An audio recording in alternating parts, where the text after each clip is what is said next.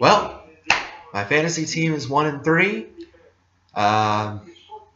Andre Johnson somehow showed up last night, and a 40-year-old backup quarterback who didn't practice all week somehow led the Colts to a victory. That is our wacky situation that we are in right now in the NFL season. Welcome to the Week 5 preview edition of the Fantasy Football Stock Report. Chris Fearson here, as always, with you for your team, your league, your game. This is your home. You know where it is to get your fantasy insight as we try our hardest and our darndest to lead you to a victory here in week number 5. As mentioned last week, the bye started last week, so a lot of changes there as we try to, again, make tweaks going forward to our rosters if need be, no matter what situation we are in.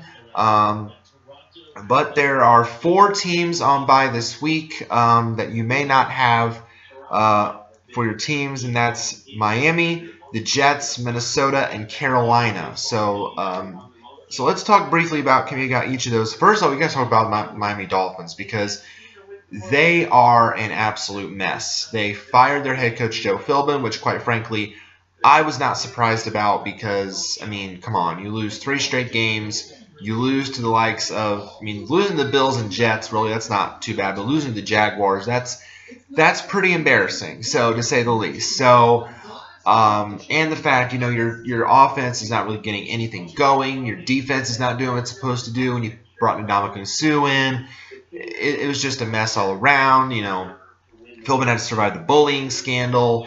With that whole thing. And the Dolphins, I think now with this move, made it very clear they want to be more than an 8-8 team every year. They want to compete in the AFC East. But clearly right now they're able to do that. Also, I read yesterday that also the defensive coordinator is out in Miami as well. Kevin Coyle, they finally got rid of him, which was also, again, expected to happen. So a lot of change in Miami. It'll be interesting to see how the Dolphins now move forward from that and how they will compete or not the rest of the year. But so that means this week you don't have Ryan Tannehill, you don't have Jarvis Landry and Lamar Miller. There's really not a whole lot of guys in Miami that are majorly fantasy relevant, but those are kind of the 3 big names right now. Hopefully Devontae Parker will break out at some point at the wide receiver position. Rashard Matthews was nice for a couple weeks, but he's very inconsistent, so that's that there. The Jets, no Ryan Fitzpatrick for you this week. No Chris Ivory. No Brandon Marshall. That's a huge one. So really, and no Jets defense, obviously, which is a top play in fantasy. Minnesota, no Adrian Peterson for you this week. So that's huge. Really, the Minnesota offense has been revolved around AP this year. So everyone else has been a disappointment.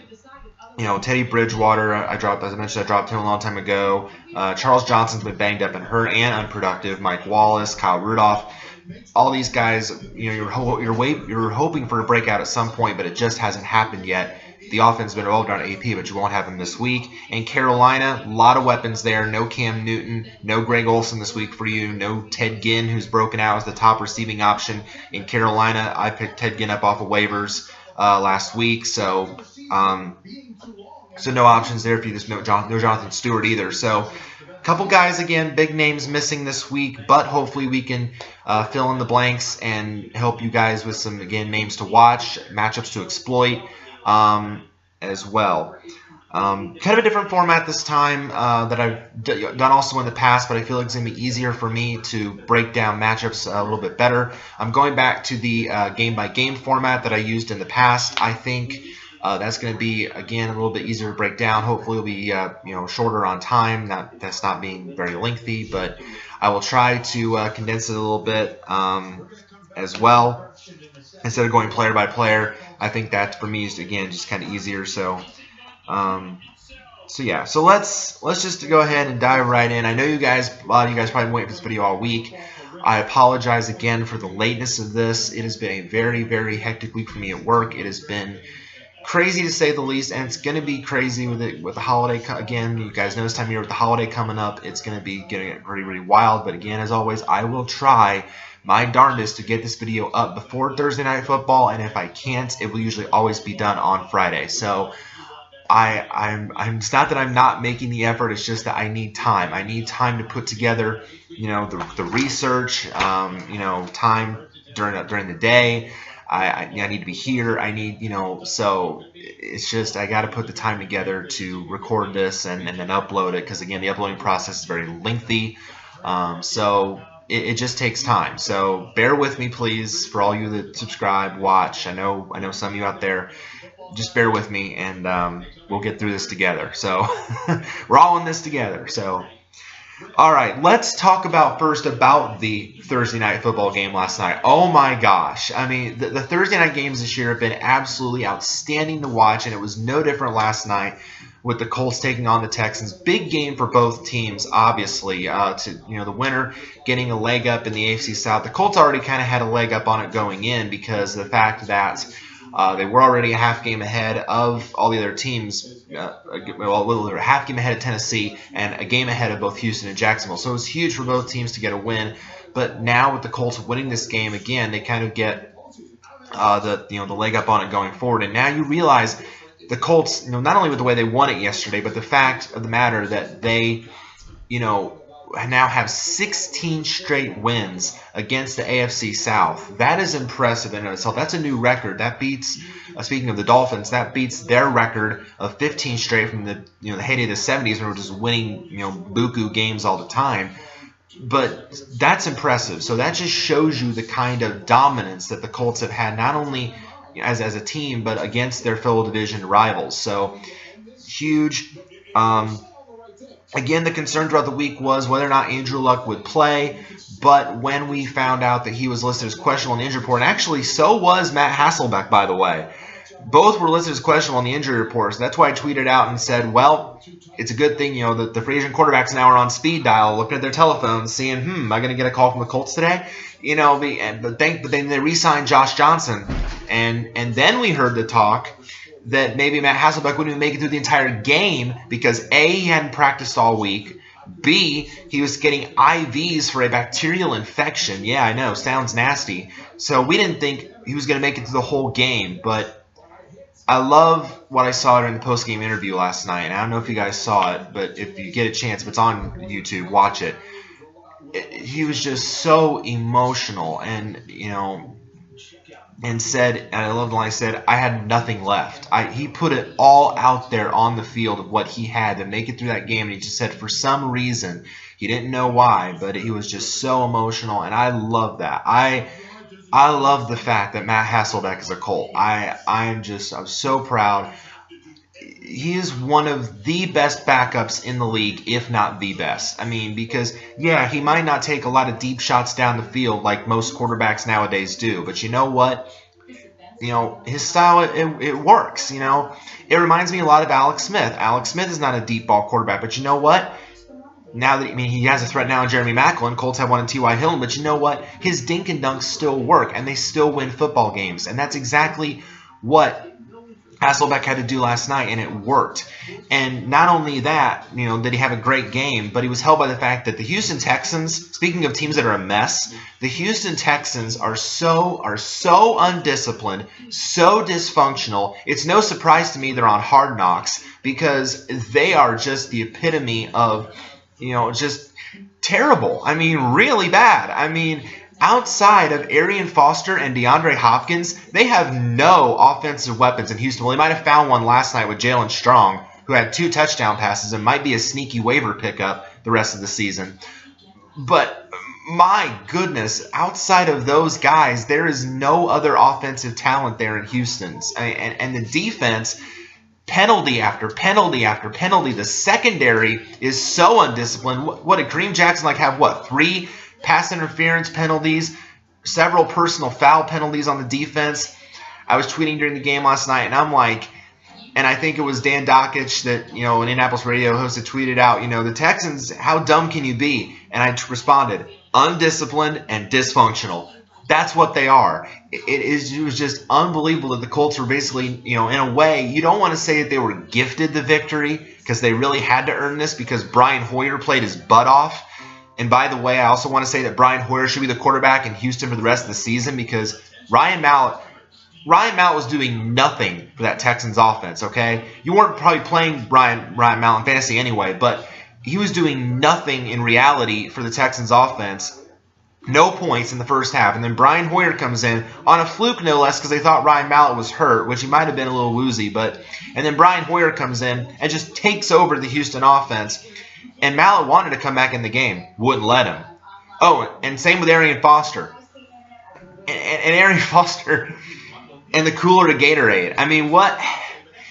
Arian Foster gets banged up on a play. You know, I didn't know if it was his ankle that got hurt, or his side, or his head, or whatever, or and he put himself back in the game. Didn't talk to anybody. Trainer said, "Hey, come here. We got to take a look at you." He said, "No, I'm going back in." And then they finally look at him during the timeout, and then they say, "Oh, by the way, we're going back to the locker room." And slams the Gatorade down, gets some on a suit guy's shoes, and it was like that reaction was priceless. And it's like, what? It's a bad week to be Gatorade. Let's just say that, because there was a baseball player in the dugout that did it, and now Foster. So I don't know. But the bottom line is Hasselbeck and the Colts looked great. Maybe and now with Hasselbeck for his fantasy value going forward, not much, because in all likelihood, the report is that Luck will be back next week. But again, we thought he was going to be back this week. So it's something you want to monitor. It's something you want to see going forward. But if Luck does return next week, then all signs, of course, point you got to play him. So, but if he is out again, then maybe Hasselbeck is someone you take a look at in really deep 2-quarterback leagues, because he's playing this well. Frank Gore, another decent night, but the big story again is all of a sudden the appearance, literally the appearance of Andre Johnson. Absolutely invisible for the first few weeks of the season, and I know some might say, oh, well, Andre Johnson was supposed to have a breakout week. He's playing his former team at their place. This is the whole revenge week theory, and that may be well and good, but maybe, again, with the fact that Andre Johnson is not exactly the deep ball threat he once was, that's now given to guys like T.Y. Hilton or Dante Moncrief or Philip Dorsett or whatever. So maybe Johnson is more of a dink and dunk guy and fits Matt Hasselbeck's style. Have you ever noticed that with quarterbacks? Some quarterbacks, tend to favorite their top guys as the starter, but then when the backup comes in, they favor other guys. So maybe Matt Hasselbeck, with his style, just tended to favor Andre Johnson. But nonetheless, it worked out. If you held on to Johnson in your league and thought maybe he'll break out at some point, well, you're rewarded this week 19 fantasy points in a CBS league. And, of course, for me, I have to face the owner that kept Andre Johnson. Yay me! I'm already down 19-0 going into Sunday. So that's been my bad luck this year. What can I say? But the bottom line is, it was nice to see him get involved. Now, again, the question is going to be, what is his value going to be further on down the line? Is this just a one-week wonder, or is he actually going to be incorporated now into the game plan, even with Andrew Luck at quarterback? Time will tell. For now, though, I certainly think after this you can't drop Johnson. If you held on to him already, you can't drop him now. You might look at him as maybe he's now probably moved up a level from a wide receiver 4 to a wide receiver 3, but it still makes you wonder what Andrew Luck's going to do with him in the future. So just keep that in mind. But as for Gore, Hilton, Moncrief, these guys, still good options for you. And Dwayne Allen, it was nice to see him come back on Thursday as well and got a couple decent catches. So, but again, those guys more of tight end 2, so they're not consistent enough. And again, with the Texans, really, Foster, Hopkins, maybe Jalen Strong is a deep wide receiver 3 or 4 going forward. And if Hoyer does keep the starting job, again, maybe in deep leagues where you play 2 quarterbacks, maybe you look at Hoyer as a desperate second option for you. But that's if he keeps the jobs. But I think he should for the foreseeable future, because I got to say, he looked really good running the Texans offense last night. And I also heard, and I listened to Sirius XM Fantasy Radio as well, Fantasy Sports Radio, and I heard someone say last night that they were thinking of dropping the Texans defense altogether after this performance, and I don't blame them for that. I mean, the Texans were thought to be an elite unit this year. I don't think that's the case anymore. All right, so now let's go ahead and preview your Sunday matchups for the week and the Monday matchup, of course. Starting with the 1 o'clock games. Bears at Chiefs.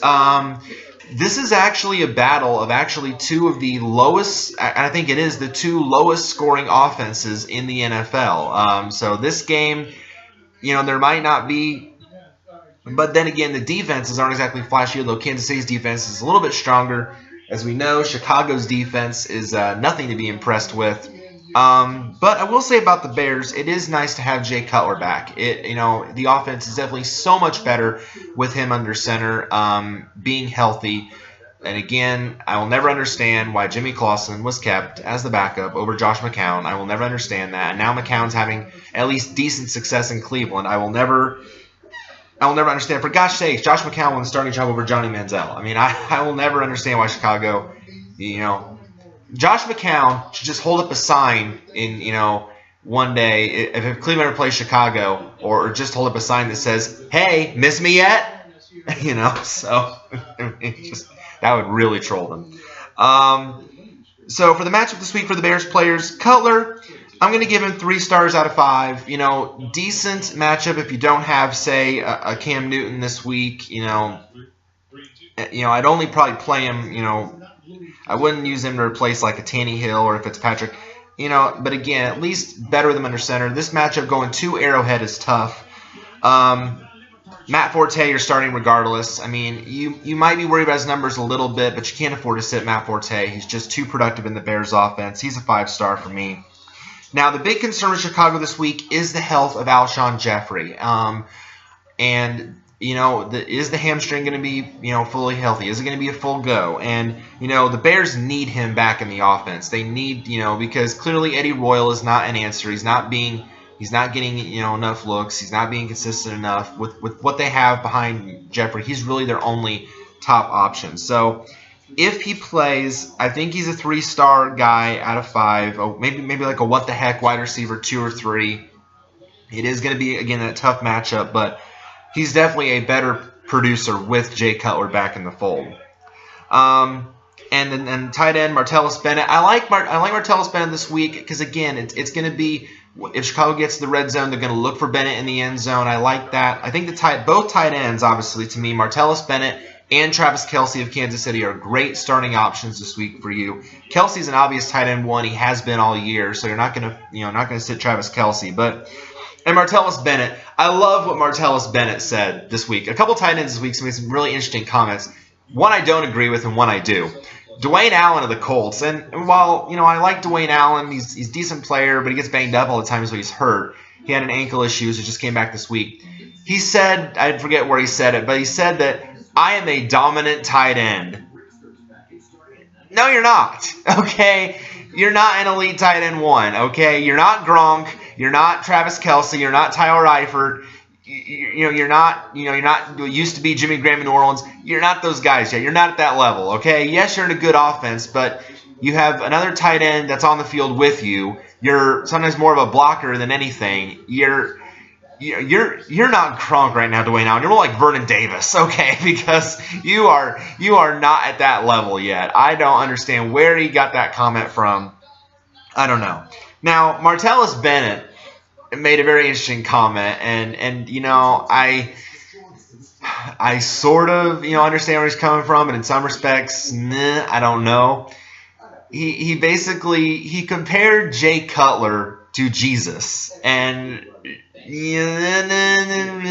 not so fond about that, but with Jay Cutler getting that kind of praise, it's like, how can Bennett have a bad week this week? Wow, he must think I'm a really great quarterback. Well, I might look his way a lot this week. So, but guys making very interesting comments. Just, I don't know. But I like the tight ends. I like Bennett. I like Kelce this week. For the Chiefs, obviously, the Chiefs players, you're going to want to start your normal skill players because, as we know, the Bears' defense is terrible. So Alex Smith, great bye-week filler option this week. Great option. And if you don't have Cam Newton or, because the bye or even a 2-quarterback league, Alex Smith is a great play this week. 4-star for me. Jeremy Maclin is a 4-star for me this week. Jeremy Maclin has put up back-to-back, think about this, back-to-back weeks of over 100 yards. Alex Smith is starting to trust him more as that deep ball threat. Definitely, I think, a solid wide receiver 2 or 3 going forward. Maybe more of a, more in the 2 zone than a 3, because he's definitely getting the looks. He's definitely getting the touches now. And, of course, you're starting Jamal Charles regardless. He's matchup proof. But this one, you're definitely salivating if you're a Jamal Charles owner because, again, the Bears defense, not exactly great. You're playing at home in Arrowhead. I think the Chiefs are going to win that game, obviously. So, but don't be surprised if Chicago keeps it close because the fact that Color is playing well. But I think Kansas City is going to win that game. Let's talk about Seahawks at Bengals. A battle really here of 2 strong defenses. I think this is going to be a very low-scoring game. The big question with this game is, what is the status of Marshawn Lynch going to be? Is he going to play? Again, a lot of uncertainty with his hamstring issue as well. So will we see Thomas Rawls again? Seattle, of course, struggled last week. Tough matchup with Detroit. They did get the win, luckily. But a lot to look at here for this game as well. Both offenses have been playing well as well. But this is probably going to be very much a low-scoring struggle battle, I think. So Seahawks-wise, I think you still got to play Russell Wilson if you have him. I still like him.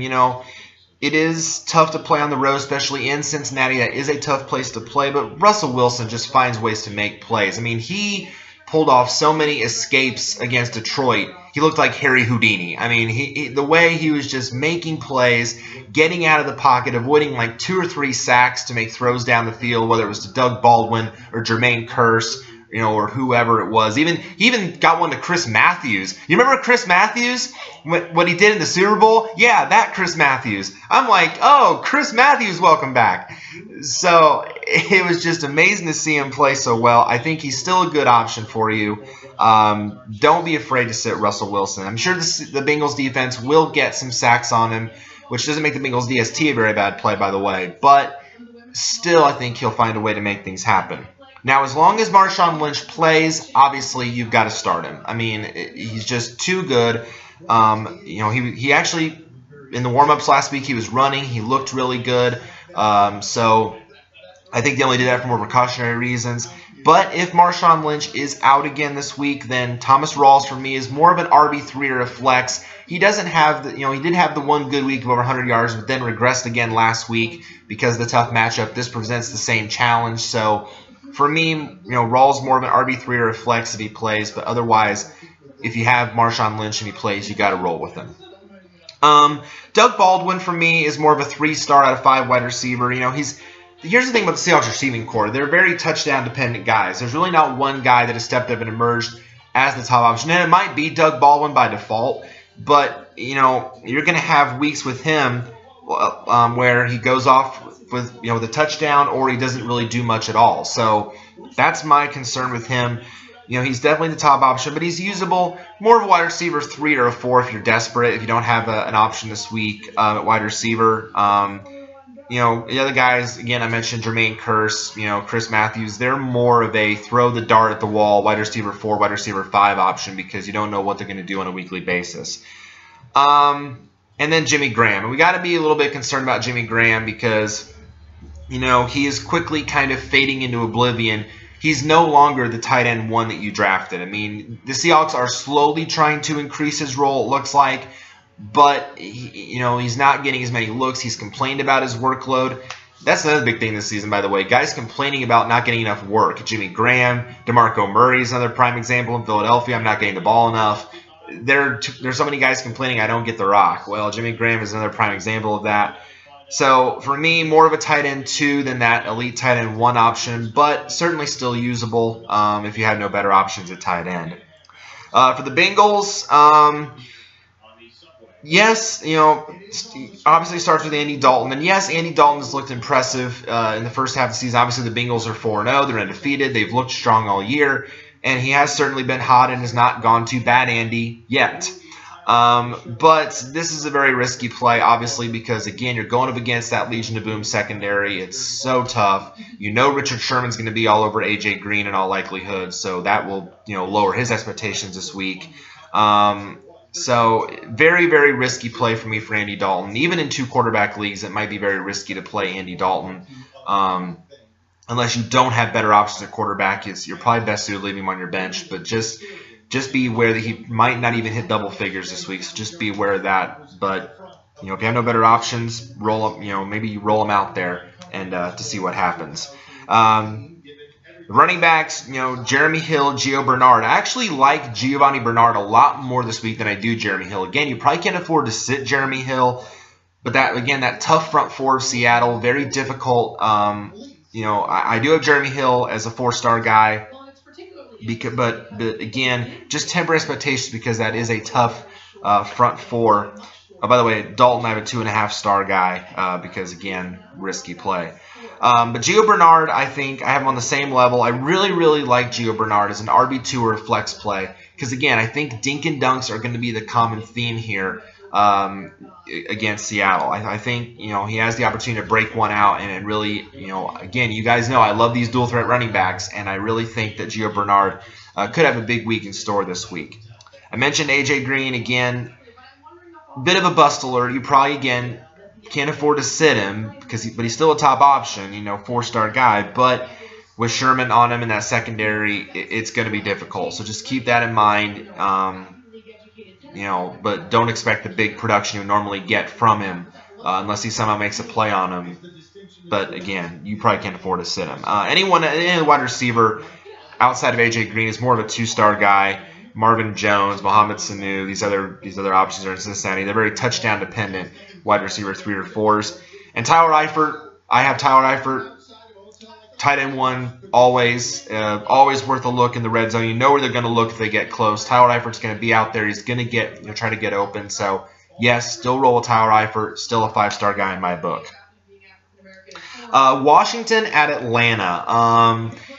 Can the Falcons keep it going? Can they continue this roll that they are on? Obviously, they tend to play well at home anyway, but this roll that they're on, the defense is looking better. I picked up the Falcons defense this week. Their schedule looks so good the rest of the year. Consider this statistic. The Falcons defense does not play an offense in the top 9 of the NFL for the rest of the season. The big concerns, obviously, are the division opponents with New Orleans and Carolina. I think New Orleans is 10th and Carolina is 11th. But no one in the top 9, and they play 2 of the worst offenses in a couple weeks in Tampa and San Francisco, 31st and 32nd.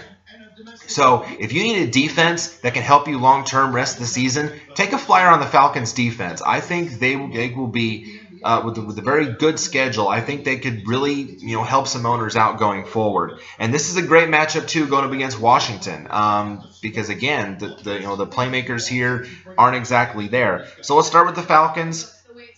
The top 3 are 5-star must-start guys this week. I'm talking about Matt Ryan staying hot. Julio Jones, even though Julio Jones did have a slow week last week, don't panic on him. That's more of a 1-week fluke than anything. He's still the top option in Atlanta. Julio Jones is a must-start every time you roll him out. And Devontae Freeman. If you were able to snag Devontae Freeman off waivers, you now have a rock-solid RB1 every single week. Tevin Coleman, whether he comes back or not healthy, is going to be an afterthought now because he might end up being like a dual-threat guy. But Devontae Freeman now has cemented his role and earned the starting job in Atlanta. So, yeah, if you were able to snag him, good on you because he clearly is a must-start option until further notice going forward. But a guy that's got a lot of upside now is Leonard Hankerson. And, again, another guy I got off of waivers. Leonard Hankerson has emerged as the number 2 wide receiver in Atlanta. Now, there is a bit of a concern with Hankerson as he's battling a thumb issue right now. He's limited in practice, so you want to monitor that. Check out the injury report for today to see what happens there. But as long as he's a full go, I really like him as wide receiver, borderline 2-3 with some upside because, again, you want playmakers and good offenses, and he's certainly emerged as another strong threat. I have him as a 3.5-star. Roddy White, for me, more of a 2-star guy right now. Kind of more of a throw-the-dart wide receiver 4, not getting involved in the offense. At this point, becoming, again, an afterthought to Hankerson. So we'll see what happens with him. But right now, you really can't fully trust Roddy White at this point. For Washington, really, the best option is Pierre Garcon at wide receiver if he plays. There is a bit of a concern. He's questionable with a knee issue. So, again, monitor the injury report today with Pierre Garcon, see what happens there. But he is one of the most consistent weapons that Washington has. With Deshaun Jackson out, likely in all likelihood, again, with that hamstring issue. Pierre Garcon will be the top option. Had a couple touchdowns, I think, a week ago or so. So, definitely. So, for me, a 3-star option, more of a wide receiver 3 if he plays. Tight end Jordan Reed, I like him as a 2-star guy, more of a desperate tight end number 2. It's nice to see him getting involved, especially in the red zone for Washington, as a reliable option for Kirk Cousins. But again, more of a desperate play there. Kirk Cousins, though, 1-star. I mean, not exactly a player that you want to roll out there and trust. The Falcons, just destroyed Houston's quarterback situation last week. So, no, not worth it. And the running backs, you really cannot trust any of them right now. This is a backfield to, this is an alert, okay? This is our fantasy alerts. This is one. I love this thing, by the way. This is like my horn, but this is backfield to avoid. This is a fantasy alert. This is a backfield to avoid, okay? Do not play a Washington running back. Do not play them. Yes, do not play a Washington running back right now. This is a alert. Because none of them are relevant right now. There's no number 1 option. We don't know who it's going to be. 1 week could be Alfred Morris. 1 week it could be Matt Jones. 1 week it could be this Thompson guy. We don't know. Okay, so fantasy alert, don't play a Washington running back right now. Avoid. You like that? You like that? that was very clever. All right, moving on to probably the game of the week, WEAK. The game of the week, because it's really bad. That would be Jacksonville at Tampa Bay. Boy, have these two teams been bad. I mean, at least in real life on the field. These are two not very pretty teams, not good offenses.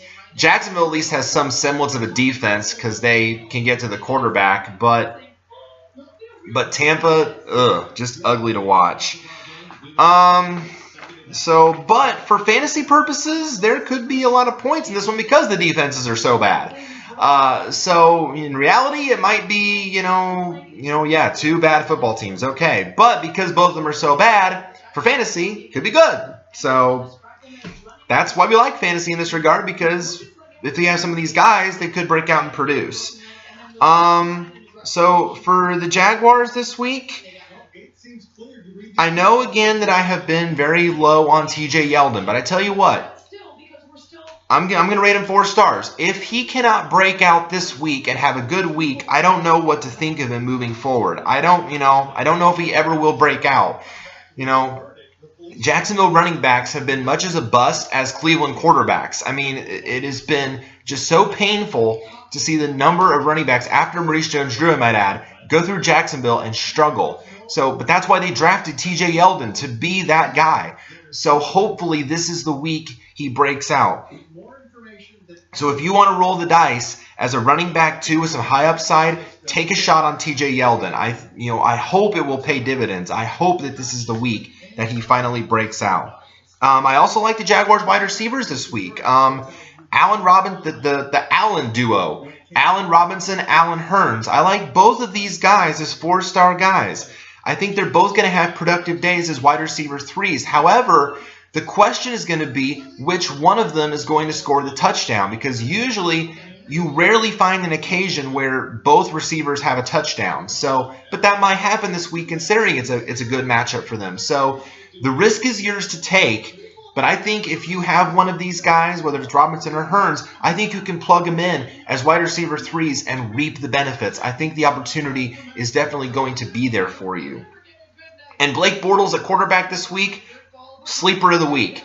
Definitely one of my sleepers of the week. A great play in 2 quarterback leagues, or again, filling in for a quarterback like a Cam Newton, like maybe a Ryan Tannehill or a Fitzpatrick. I think it's a great option here.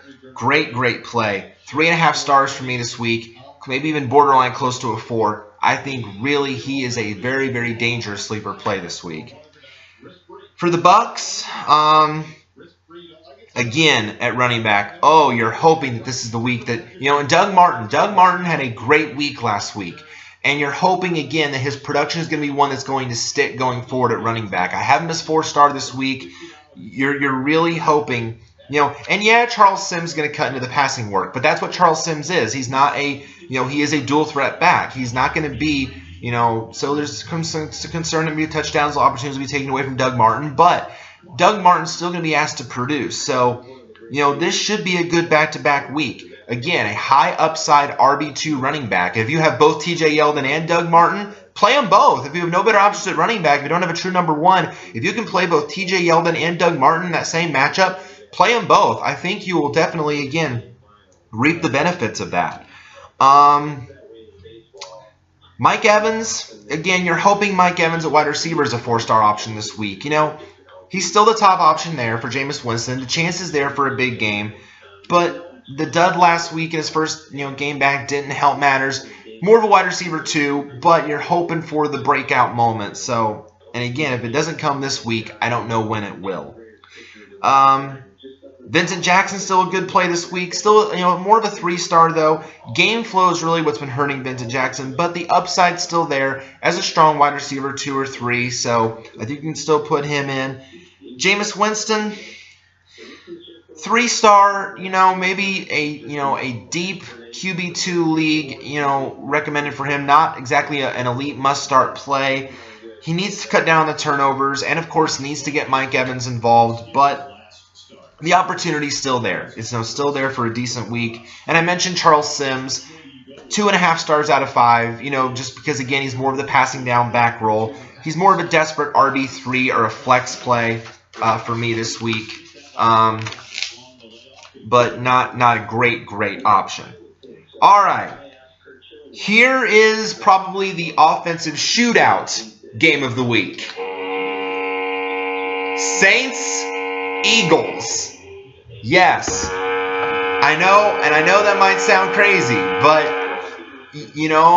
so outside of the Jacksonville-Tampa Bay game, which is 2 really bad teams, Saints and Eagles, while record-wise, yes, they are not exactly very good, but I think both teams are 1-3, they both have the talent there on the offensive side of the football to put up numbers. Drew Brees is looking like his former self. Mark Ingram is putting up big numbers. C.J. Spiller had a big touchdown last week. The Eagles are starting to look like, the Eagles again. The offense is starting to look better. So with both of these teams' offenses looking really, really good, this has the makings of a really good game, both for reality and for fantasy purposes. So if you stuck with Drew Brees through the shoulder issue, through everything that was going on, and you were rewarded the benefits of last week, well, good for you, because he's starting, let's hope that he is back. Let's hope that he's truly back. They will need him in the worst way to play well in this game. I like him as this good QB1 option. I like him as a 4-star guy. Let's hope that he continues this production going forward. You got to start Mark Ingram. I think you got to continue to roll with him. Still a solid RB1. Got plenty of work last week in the game against Dallas. Should continue to thrive going forward. I read online somewhere, and this was crazy, that some owners should start dropping C.J. Spiller. And I understand C.J. Spiller really didn't do anything before the big touchdown last week, but he still gets involved enough in the offense that I don't think you can really afford, maybe you bench him, but I don't think you can afford to drop C.J. Spiller. And maybe again, because you want that production to continue and hope that's not a 1-week fluke off. So maybe more of a desperate RB3 at this point, not a solid starting option, but or a desperate flex play. but certainly someone that's still usable. I would not drop C.J. Spiller at this point. After what you saw last week, I don't think you can give up on him yet. I think you still need to keep him going forward. So a 2-star play, not exactly an elite recommended play, but definitely someone you can plug in as an RB3 or a flex. The concern, though, is at wide receiver because, again, fantasy alert, there is no number 1 option in New Orleans at wide receiver. There isn't one, okay? We don't know who it is. One week it's Brandon Cooks, then it's Willie Snead, and then it's, Colston or Brandon Coleman. We don't know.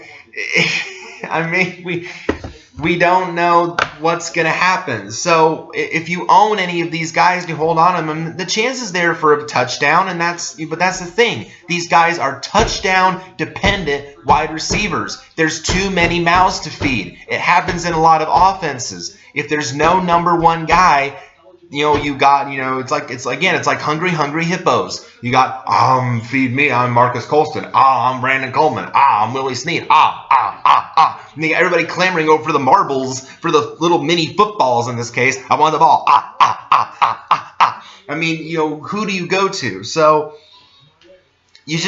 they're all 3-star guys. You got to take a shot, just a what-the-heck dart throw with any of these guys. Now, rating them, I'd probably rate them Snead because Snead has been the most consistent player of late. Then Cooks. I'd probably rate those guys as wide receiver 3s. Colston and Coleman are falling back a bit, so they're more desperate wide receiver 4s. So that's how I would play them if you have I think you're safer if you have Snead or Cooks than you do Coleman or Colston. But again, touchdown-dependent wide receiver 3s. For the Eagles-wise, I think your best play is Jordan Matthews. Now, see, he's the top option in Philadelphia. Jordan Matthews has made it very clear that he is the top option in the Eagles' offense. He's a 5-star wide receiver. You don't want to give up on him just yet. He's still the top guy. The other guys behind him, Riley Cooper, Josh Huff, they're nothing special. So he is clearly made to be the big threat in Philadelphia. I like Sam Bradford this week. I think decent, QB borderline 1-2 with upside because, again, I think this is going to be a shootout game. This is a good matchup to see whether or not he's back to being the top option there that we expect him to be. Is this the week DeMarco Murray is back? I think as long as, the hamstring isn't an issue and the health is good, 3.5 stars, I think, not up. I won't put him up to 4 or 5 level yet until I actually see that he's really back. But, I think still if you have DeMarco Murray, you got to play him in this matchup. As for the dual threat guys here, Ryan Matthews, Darren Sproles. I like Matthews a little bit. That dual threat ability gives him some value. But again, more of a desperate, kind of like C.J. Spiller, more of an RB3 or a flex play. So he's more of a 3-star, 2-star guy. Darren Sproles is really, you don't really see much of Darren Sproles anymore besides the fact that he's on the kick return. So unless you have the Eagles DST and you get points for that, it's not really, he didn't really have much value outside of that. So more of a 1-star for running back purposes. Really only value there is with the Eagles DST. Cleveland at Baltimore. This one, division rivals, the history, the fact that, the Ravens were the former Browns. I think these two teams really just don't like each other. This could be a fun game to watch. A big story in this one is the Ravens. Steve Smith, in all likelihood, will be out for this game.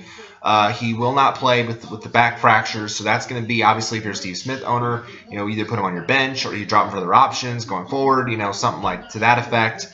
But there's a couple guys in this game that I like. Obviously, the big one on the Ravens side of things is Justin Forsett. Justin Forsett, I think, again, is nice to see him back. I think, started out the year slow, but is coming back into the fold, being stronger. I think because of the fact that the receiving core is so thin, he could be asked to do a lot more this week on the ground. So I think Justin Forsett is a strong RB1. I have him as a 4-star guy. I think I really, really like him this week. Flacco, for me, more of a 3-star guy this week, with the fact that Smith's out, many of his, other weapons could be out. He's working with, young receivers that really have much of a rapport yet with. More of a desperate QB2 play. If you want to play any wide receiver in Baltimore, Kamar Aiken is going to be asked to probably be the lead guy there. And again, also Michael Campanaro is out for the year with a herniated disc. So Kamar Aiken probably is the best option. More of a desperate what-the-heck wide receiver 4. Just, again, toss the dart, see what happens. 3 stars for me. They did sign Chris Gibbons, the former Ram, but not recommended to put him out there yet. See if he gets involved first in the offense first. Wouldn't pull the trigger just yet. And for the tight end, if he plays, Crockett Gilmore for me, 2.5 star. Yes, he's kind of emerged as the main option there, but his health is an issue. Max Williams is a rookie behind him, so not a whole lot of value there. So not a great option there if he plays. For the Browns, this isn't exactly, an ideal matchup, but again, the Baltimore defense, not exactly what it once was. The best option is you have is Isaiah Crowell at running back. Decent RB2 or 3 this week. 3.5 star option. The defensive front is not the same as it once was. The fact that Terrell Suggs is out for the year, so you can definitely use Isaiah Crowell. As if you don't have a Lamar Miller or Chris Ivory or even AP, you can put Crowell in there as a decent RB2 or 3 this week as well. Now, Duke Johnson is someone also that you got to watch, though, because, again, he's starting to emerge also as that dual threat back that can make receiving plays out of the backfield. And I like the fact. Very, very sneaky RB3 or flex for me, I think, is Duke Johnson. So 3-star play there. Travis Benjamin at wide receiver, 3-star guy. He's been the most consistent receiving option there in Cleveland. I think a very touchdown-dependent wide receiver 3 or 4 option, but certainly someone that is still usable. Josh McCown, only if you're desperate, though, 2.5 stars. Another deep, QB2 or 3, but only if you're really hurting at quarterback. And then the tight end, Gary Barnidge, kind of a what-the-heck tight end 2. Again, he finds a way to get yards, but again, Baltimore's actually been very tough against tight ends this year, so really not an ideal matchup. So again, more of a what-the-heck tight end 2 to play there. St. Louis at Green Bay. This is going to be a very tough challenge for the Rams because even though they looked good against Arizona last week and they got the win, this is going to be a whole other monster. Yes, Arizona's offense has been amazing. We know that. But Green Bay at Lambeau, at home, that's a lot to be asking of. So say you have the Rams DST. I'm not going to recommend them as a play this week because and I have them as a reserve in my league. I'm starting the Falcons DST over them because there's no way I can trust the Rams going into Lambeau. I mean, to me, that's just asking a bit too much. So really the only Ram I think really that's usable this week is, surprisingly enough, Todd Gurley. How about the debut last week for the former Georgia running back? I mean, my goodness. We had to deal with a Rams backfield that was in fantasy alert mode with Benny Cunningham and Trey Mason and then Gurley coming back. What were their roles going to be? Well, Gurley now has pretty much taken on the role himself and come in there and said, oh, well, I'm taking the number 1 from all y'all, so you can just hang out there on the bench and have fun talking to the backups. Because Todd Gurley has just taken this role and literally run with it. It'll be interesting to see if he can continue that production going forward. But for now, if you've waited on Todd Gurley all this time and you wanted to see what you had him on your bench all this time and now finally seeing him go in, you're going to reap the benefits, it looks like here. So, I think, even though the matchup is tough, you got to play Gurley, I think, as an RB1 or, borderline 1, low-end 1, high-end 2. I think you've got to use him for this matchup. I don't really recommend anybody else, Nick Foles, no, not even in a 2-quarterback league, more of a 2-star. And I'm not going to recommend any Rams wide receiver. Again, do not play a Rams wide receiver, okay? Tavon Austin is not going to put up 23 fantasy points every single week. That's a 1-week fluke. It's not going to happen, okay? Especially not against Green Bay. It's not going to happen. The Packers are not going to let them do that. It's a shot in the dark, throw the dart, whatever, whether it be Tavon Austin or if Brian Quick ever gets healthy or, whoever else they have there. I can't name any other Rams wide receivers.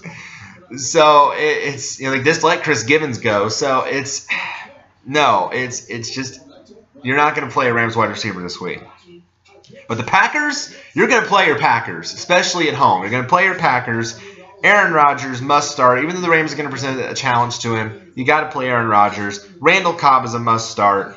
Eddie Lacy is a must start. Even though, again, they might bottle him up a little bit. You can't afford to sit Eddie Lacy. And you can't afford to sit James Jones because all the guy does is score touchdowns. So, and maybe even Richard Rodgers is a sneaky tight end too. I mean, there's plenty of mouths to feed there.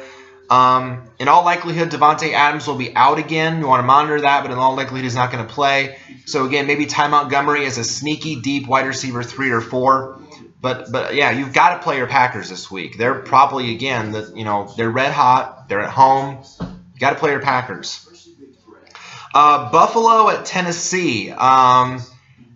Good week in all likelihood for the Bills. I think Tyrod Taylor could have a really good week this week. I own Tyrod Taylor in my league. I'm hoping for a big week from this. He saved his fantasy day last week with a touchdown pass to Carlos Williams, who I also had at the time. But this, I think, will hopefully be a big game for him. I'm starting him this week. It's a great matchup, 5-star in my book. Now, again, the big story in Buffalo, Sammy Watkins. What's his health? Is he going to play this week? So you want to monitor that going forward as well this week. But, Percy Harvin, as long as he goes, then he becomes the top option. I think he's a solid wide receiver, 2 or 3 play if Watkins is out. Robert Woods is not relevant enough for fantasy purposes wise. You don't want to play him this week. Now, the running back situation, the running back situation here is probably one to avoid also because LaShawn McCoy is going to be back this week, it looks like. Carlos Williams is in concussion protocol, so you're not going to play him. So then you got guys like Anthony Booby Dixon, and I can't remember the other guy they picked up behind him. It's desperate. So no, I don't think you can use any Buffalo running back in this game. I think it's going to be the Tyrod Taylor show.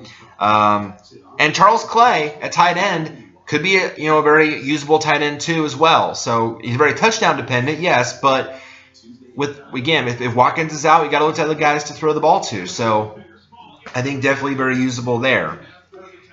Tennessee is going to have a tough go, but I don't recommend starting any Titans this week, not even Marcus Mariota, this week in a 2 quarterbacks league. I can't recommend it. Buffalo's defense just way too strong.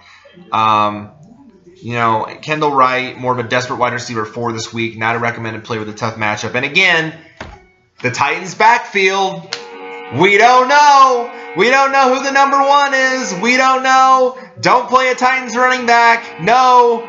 Don't play Bishop Sankey or Antonio Andrews or Terrence West. We don't know. There'll be a lot of fantasy alerts on this show from now on, I can guarantee that. So don't play them. All right, afternoon games, evening games. Real quick with these. Arizona is at Detroit. I like a lot of the Cardinals this week. Obviously, Carson Palmer, Larry Fitzgerald, keep rolling those guys out. Those are 5-star guys. Chris Johnson, as long as Andre Ellington is still out. I like Chris Johnson, 3.5 stars. He's the back to own. Still a solid RB2. But David Johnson, still more of an RB3 or a flex. His touches are starting to go down a little bit, but he's still the dual threat back there. So, again, more of a falling in that CJ Spiller role, more of an RB3 or a flex play. Darren Sproles role too.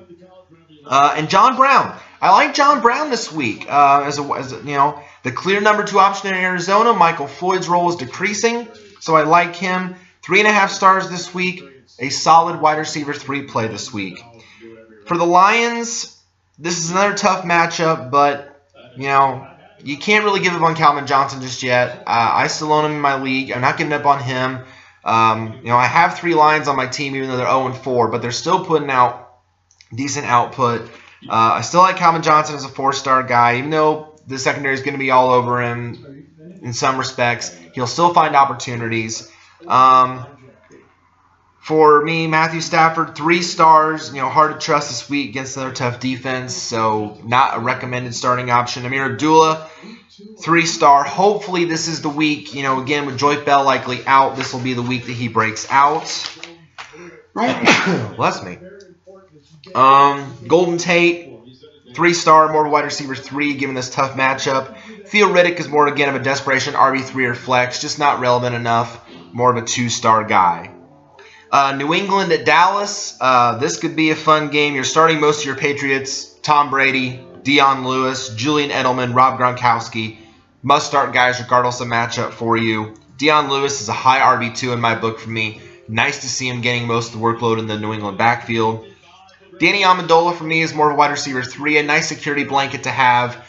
Getting a lot more involved in the passing game there. Cowboys, the only really reliable option at this point, at least probably my top 2 is Joseph Randle and Terrence Williams. Now, Joseph Randle has struggled late with some fumbling issues. Some are saying his holding starting job is very tenuous at this point, but hopefully he bounces back in a big way. Are you really going to let Brandon Whedon throw against the Pats? I doubt it. So, Joseph Randle for me, 4-star guy. Darren McFadden, again, with Lance Dunbar out for the year, more of the passing down back. Again, more of a desperate RB3 or flex. Terrence Williams, usable as a wide receiver 3. Someone's got to catch the ball from Brandon Whedon, right? Jason Witten, again, more of a tight end 2 with upside. Not getting involved as much as he used to, but the potential's still there. And you're not playing Brandon Whedon. Just simple as that. Denver at Oakland. The Broncos, most of their guys should have a field day against the non-existent Raiders defense. You're starting Peyton Manning. You're starting Demaryius Thomas. You're starting Emmanuel Sanders. Those are givens usually every single week. Against this juicy matchup, you're not sitting those guys. The big issue is, again, running back. What's going to be the breakdown now between Ronnie Hillman and C.J. Anderson? I've already moved on. I've already dropped C.J. Anderson. I'm done with him. 12 points in 4 weeks. He's clearly not the first-round running back that I drafted. He's being outplayed and outscored by Ronnie Hillman. The coach has already said we're going to give Ronnie Hillman more touches, so I think this is the week that's going to happen. Ronnie Hillman for me is a solid RB2 or flex, a 3-star play. C.J. Anderson, no. Get off the bus. You're done. 1 star. You're done. Get off the bus. You're not cutting out. You're not the first round pick you're supposed to be. So for me, he's done.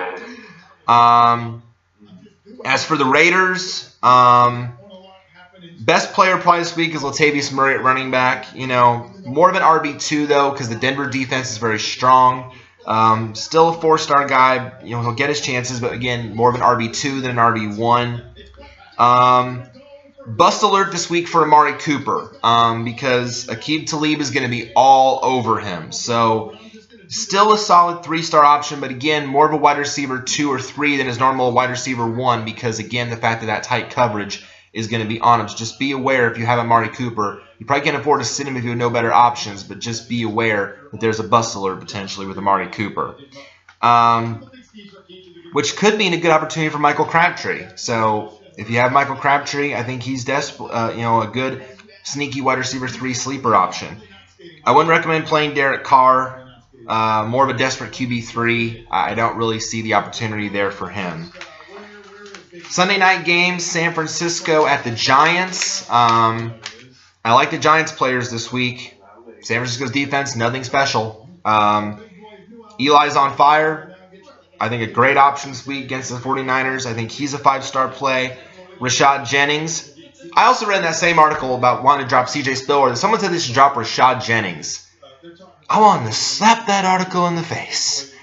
No, he's the main option in the Giants' backfield. Don't worry about Andre Williams and Shane Vereen. Don't worry about that. Don't buy into that nonsense. Rashad Jennings is the top option, 5 stars, solid RB1 this week. Vereen is more of a 3-star, touchdown-dependent RB3 and flex. So Odell Beckham's a must-start, obviously. And Rueben Randle. Victor Cruz is still out. If Beckham does have another tough week this week, then the opportunity is going to be there for Randle to shine. So I think Rueben Randle, high upside wide receiver 3. For the Niners, the only one you're worth playing is Carlos Hyde. It's come down to that. What are they going to do? Let Colin Kaepernick keep throwing 4 interceptions a week? Exactly. You can roll the dice with Carlos Hyde, but not Kaepernick and not Anquan Baldwin. Colin Kaepernick is a hail no, okay? Hail no. A hail to the no. You're not playing him in any fantasy format. If you do, you are stupid. And you're not playing Anquan Baldwin. Garbage time yards, all you're going to get, wide receiver 4. Monday night game, Pittsburgh at San Diego. I really like this one for fantasy purposes. You want to talk about a good game Thursday night. The Monday night one is really juicy. Because there's a lot of, your must-start guys. Le'Veon Bell at running back, obviously. Antonio Brown, obviously. Phillip Rivers had put up 32 points last week. No reason to sit him. And he gets Antonio Gates back. No reason to sit him. Keenan Allen, still one of the hottest receivers in the league. Just keep him going. And if you sat on Antonio Gates for this long, then, you might want to put him in there and play him. Ladarius Green is out with a concussion. He's going to be the top option again at tight end. So put him in there. If you have no other options at tight end, put him in. As for everyone else, Michael Vick, more of a desperate QB2 or 3. The only reason he has big value is his rushing ability. Martavis Bryant is back from suspension this week, so more of a wide receiver 3, though, for now without Ben Roethlisberger, but we'll see what he brings to the table. Marcus Wheaton is going to fade back into fantasy irrelevance, unfortunately. Heath Miller, for me, one of the more consistent tight end 2s, so a 3-star option there. And running back-wise, Danny Woodhead right now is the back to own in San Diego. 9 points in at least 3 of his past 4 games. I got him off waivers again, and I'm sticking with him this time. Strong RB2 or flex.